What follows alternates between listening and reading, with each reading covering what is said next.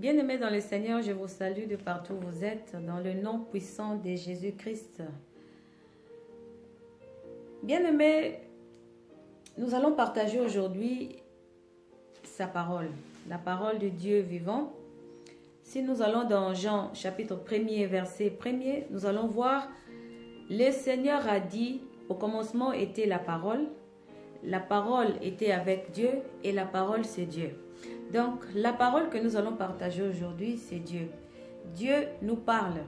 Il nous parle lui-même parce que c'est son souhait lorsqu'il avait créé l'homme, il avait voulu que l'homme écoute ce qu'il disait. Mais l'homme n'avait pas écouté. Et rien n'allait plus bien et ça faisait que des échecs jusqu'à présent. Et Dieu veut que nous puissions écouter son langage. C'est très important. Nous allons voir dans 1 Timothée chapitre 6, verset 7. 1 Timothée chapitre 6, verset 7. Nous allons écouter ce que le Seigneur a dit. Le Seigneur dit dans 1 Timothée chapitre 6, verset 7, il dit « Car nous n'avons rien apporté dans le monde, et il est évident que nous n'en pouvons rien emporter. » Alléluia. Nous n'avons rien apporté dans le monde et il est évident que nous ne pouvons rien emporter. C'est très important. Bien-aimés, nous sommes sur la terre. C'est notre Créateur qui nous a envoyés sur la terre pour un temps. Et lorsque ce temps sera là, l'homme sera obligé de quitter le monde. Et c'est le moment de connaître ce que Dieu dit avant de quitter le monde. C'est très important. Le monde a ses réalités. L'homme, lorsqu'il était venu dans le monde aussi avait ce qu'il devait avoir. Et il commençait à proposer à l'homme, et l'homme s'emportait dans toutes ses convoitises, tout ce que le monde lui proposait. Alors que c'était des choses éphémères, des choses passagères. Parce que nous sommes pour un temps, nous sommes des pèlerins sur la terre. Et c'est très important. Le Seigneur nous demande, le Seigneur nous a réservé une vie éternelle. Ok? Il nous a réservé une vie éternelle. Et l'homme veut perdre cette vie éternelle pour des choses éphémères. Bien-aimé, Dieu ne force personne. Dieu est au milieu. Il vous a montré le bon et le mal. C'est à vous de faire le choix. Donc, si vous voulez avoir la vie éternelle, c'est du côté bon que le Seigneur nous montre. Donc, c'est un peu ça. Nous allons lire dans Marc pour voir aussi ce que Jésus dit. Ça, c'est Jésus qui parle lui-même ici. C'est Jésus qui nous parle. Il nous montre. Il veut rappeler à l'homme. Parce que l'homme oublie par des convoitises de ce monde. Lorsque l'homme est sur la terre, il oublie souvent. Il est emporté par les plaisirs du monde et il fait ce qui lui semble bon. Nous allons lire dans Luc chapitre 10, verset 21. Nous allons voir ce que Jésus, c'est Jésus qui parle. Nous allons rester avec Jésus aujourd'hui. C'est Jésus qui nous montre et nous rappelle que c'est très important pendant que vous êtes encore en vie de faire la réconciliation avec notre Père le Créateur. Luc chapitre 10 verset 21 nous dit « En ce moment même, Jésus tressaillit de joie par le Saint-Esprit. » Et il dit « Je te loue, Père. » Jésus tressaillit par le Saint-Esprit et il dit « Je te loue, Père, Seigneur du ciel et de la terre. » Seigneur du ciel et de la terre. Il dit de ce que tu as caché ces choses aux sages et aux intelligents et de ce que tu les as révélées aux enfants. Dieu avait caché ces choses aux sages et aux intelligents. Oui, Père, je te loue de ce que tu l'as voulu ainsi. Donc, Dieu avait caché des secrets ici aux intelligents et aux sages. Alors que Jésus veut nous le montrer, il veut nous le confier, mais ce n'est pas donné à tout le monde. Ce n'est pas donné à tout le monde, c'est seulement aux enfants. Jésus l'a dit aux enfants. Donc, quiconque qui veut suivre Jésus, il est le bienheureux d'écouter ce secret. Parce que Dieu l'avait caché aux sages et il avait révélé aux enfants. Aux sages et aux intelligents, Dieu les avait caché ça. Il avait révélé seulement aux intelligents. Nous allons lire notre passage d'aujourd'hui dans Marc chapitre 8, versets 34 à 38. Mais nous allons expliquer verset par verset pour écouter ce que Dieu veut. C'est très important. Plusieurs d'entre nous, beaucoup, sont en train de perdre leur âme inutilement, pendant qu'il y a une vie éternelle qui nous est réservée dans le ciel. Amen. Nous allons lire dans Marc chapitre 8, versets 34 à 38, et nous allons essayer de comprendre verset par verset qu'est-ce que Jésus dit. Ça, c'est Jésus lui-même qui est avec nous. Il nous confie le secret qui a été caché aux sages et aux intelligents. Nous allons le lire dans le nom puissant et glorieux de Jésus-Christ de Nazareth. Je lis au nom du Seigneur Jésus. Le Seigneur dit, puis ayant appelé la foule, Marc chapitre 8, verset 34 à 38. Le verset 34 nous dit, puis ayant appelé la foule avec ses disciples, il leur dit, si quelqu'un veut venir après moi, qu'il renonce à lui-même, qu'il se charge de sa croix et qu'il me suive. Amen. Le verset 35 nous dit, car celui qui voudra sauver sa vie, la perdra. Mais celui qui perdra sa vie, à cause de moi et de la bonne nouvelle, la sauvera. Et que sert-il à un homme de gagner tout le monde s'il perd son âme? Le verset 37 nous dit, que donnerait un homme en échange de son âme? Le verset 38, car quiconque aura honte de moi et de mes paroles au milieu de cette génération adultère et pécheresse, le Fils de l'homme aura aussi honte de lui quand il viendra dans la gloire de son Père avec les saints anges. Amen, amen, amen. C'est très important. Alléluia. Lorsque vous avez honte de Jésus dans cette génération de pécheresses et d'adultères, lorsque Jésus viendra aussi dans sa gloire avec les saints anges, si vous avez honte à Jésus, Jésus aussi aura honte de vous. Bien-aimés, c'est très important.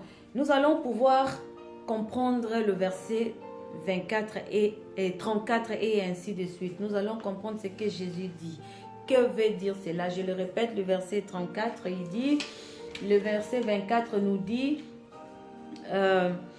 puis ayant appelé la foule, amen, puis ayant appelé la foule avec ses disciples, il leur dit, si quelqu'un veut venir après moi, qu'il renonce à lui-même, qu'il se charge de sa croix et qu'il me suive. Amen, amen, amen. Donc Jésus avait ses disciples, ses 12 disciples d'abord, et il avait appelé aussi la foule. Donc la foule, tout le monde. Quiconque qui veut suivre Jésus, parce que Dieu nous a réservé une vie éternelle. Si vous voulez seulement suivre le monde, vous allez perdre votre âme pour l'éternité. Alors que nous avons une vie éternelle que le Seigneur nous réserve dans le ciel. Alors si vous voulez suivre Jésus, Jésus nous a donné des conditions. Donc notre sujet d'aujourd'hui, c'est conditions pour suivre Jésus. Donc ce sont des conditions que Jésus a dit. Jésus a dit, si vous voulez le suivre, vous devez vous renoncer à vous-même et puis prendre sa croix et suivre Jésus. Que veut dire cela, bien-aimé? C'est très important. Jésus nous a donné ici des conditions. Oui, des conditions sont imposées à quiconque qui veut suivre Jésus. C'est très important. C'est renoncer à lui-même, c'est-à-dire renier, c'est renier à lui-même, à moi, moi, moi. Tu veux faire seulement ce que tu veux. Tu veux seulement ce que tu veux. Lorsque Jésus était sur la terre, Jésus ne vivait plus selon lui. Il vivait selon la volonté de notre Dieu créateur, de son Père. Alléluia. Jésus vivait toujours selon la volonté de Dieu. Si vous voyez dans Matthieu 26, Matthieu 26, vous allez voir quand Jésus était à Gethsémane. Jésus était à Gethsémane. Matthieu 26, 39, et puis, je vais prendre 39 et puis 42. Jésus était à Gethsémane, il demandait que la volonté de Dieu soit faite. Le verset 39, Matthieu 26, verset 39 nous dit, « Puis ayant fait quelques pas en avant, il se jeta sur sa face et pria ainsi, « Mon Père, s'il est possible que cette coupe s'éloigne de moi, toutefois, non pas ce que je veux, mais ce que tu veux. » Amen. Donc, c'est ce que Dieu veut et non ce que Jésus veut. Le verset 42 nous dit, « Il s'éloigna une seconde fois et pria ainsi, « Mon Père, s'il n'est pas possible que cette coupe s'éloigne sans que je la boive, que ta volonté soit faite. » Amen, amen, amen. Que la volonté de Dieu soit faite au nom de Jésus. Bien-aimés, si nous voyons dans Matthieu chapitre 6, versets 9 à 10, Jésus nous avait appris comment prier. Il nous avait montré à toute fois que nous devons prier, nous devons dire que la volonté de Dieu soit faite et non le nôtre.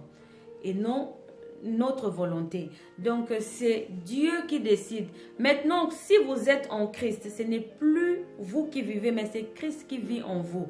Galates 2, chapitre 20, ce n'est plus moi qui vis, mais c'est Christ qui vit en moi. Alors, Christ, Jésus vivait selon la volonté de Dieu. Et Dieu aussi nous le dit, Jésus nous le dit aussi, si nous voulons le suivre, nous devons vivre selon la volonté de Dieu, de nous se renier de ce que nous voulons. Donc, se renier, c'est-à-dire, que veut dire se renier? Donc, c'est renoncer à ce goût et à ce vouloir personnel.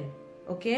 C'est renier de tout ce que vous voulez, de vouloir personnel et à vos goûts pour adopter ceux de Jésus. Donc, comment Jésus était sur la terre? Vous devez voir toutes les bonnes qualités de Jésus. Jésus était miséricordieux. Jésus était lent en colère. Jésus était compassion. Il avait la compassion en lui. Jésus était bon, très saint, pas de péché. Ok? Jésus était comme ça. Et puis humble. Jésus était humble, Jésus s'humiliait, Jésus ne discutait pas à chaque fois. Jésus montrait que de l'amour envers les uns et les autres. Donc c'est ça, suivre Jésus, donc vous devez avoir toutes ces qualités-là. Donc c'est très important. Amen, amen, amen. Oh, Jésus ne faisait pas ce que lui semblait bon, mais Jésus faisait ce que Dieu voulait. Donc c'est un peu ça. Et il nous dit encore, il faut aussi prendre sa croix. Que veut dire cela? Prendre sa croix, c'est-à-dire imiter l'obéissance de Jésus. Jésus avait l'obéissance envers Dieu. Jésus n'avait pas dit à Gethsémane, lorsqu'on voulait l'arrêter pour le crucifier, sa prière était seulement que la volonté de Dieu devait se faire. Donc Jésus n'avait pas fui. Jésus n'avait pas abandonné, il avait accepté d'aller avec sa croix jusqu'au bout.